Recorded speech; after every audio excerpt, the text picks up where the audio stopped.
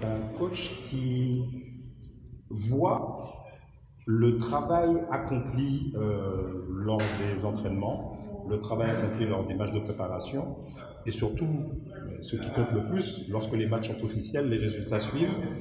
Demain soir, il y a deux scénarios qui seraient très très favorables à la Martinique. C'est la victoire, bien sûr, et le match nul. Le compétiteur que tu as été en tant que joueur et que tu es en tant qu'entraîneur, je pense, ne disent que la victoire. Oui, l'entraîneur que je suis sait que c'est aussi compliqué de jouer un match nul, parce que je crois qu'on est occupé entre deux chaises. Quand on joue un match nul, on veut aller presser, on veut rester en place, on veut attaquer, on veut pas. Je pense que c'est pas le but. Je pense que le but, on est un petit peu comme la sélection de la Guadeloupe, mais dans le même objectif. Le même objectif, c'est de venir faire un résultat ici. On connaît les contraintes que l'on a par rapport au classement, par rapport aux objectifs qu'on s'est fixés en début de CNL.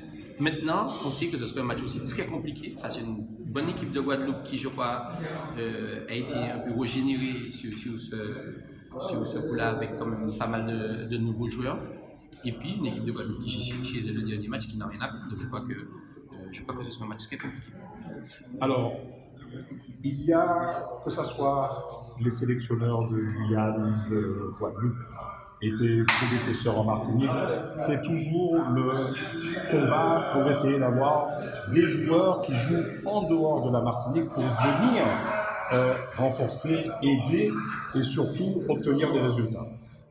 Quand on regarde l'effectif que tu as aujourd'hui, les joueurs locaux ne sont certes pas mis de côté, mais on voit que tu fais quand même appel à des joueurs qui ont une expérience professionnelle et qui connaissent le côté rigueur que demande justement ce professionnalisme au niveau du football. Comment tu arrives à bien gérer justement l'amalgame entre des joueurs locaux qui n'ont pas forcément l'habitude de ce côté rigueur et des joueurs professionnels?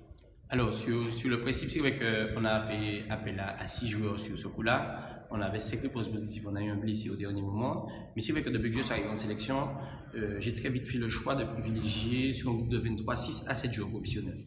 Je pense quand même que la base de la sélection, pour qu'elle vive le socle de vie d'une sélection et de vie de groupe, c'est quand même les joueurs amateurs qui sont là tout le temps. Parce que si on s'amuse à prendre 23 professionnels, je crois que d'une part, pour moi, on ne va pas représenter le football martiniquais, ça c'est la première chose.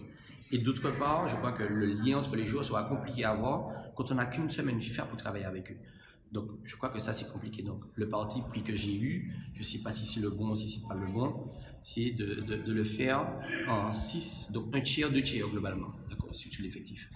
Maintenant, la vie de groupe, alors la vie de groupe, je crois que il y a quelque chose qui est très important aussi, c'est le retour des professionnels, c'est-à-dire qui choisir, comment, pourquoi.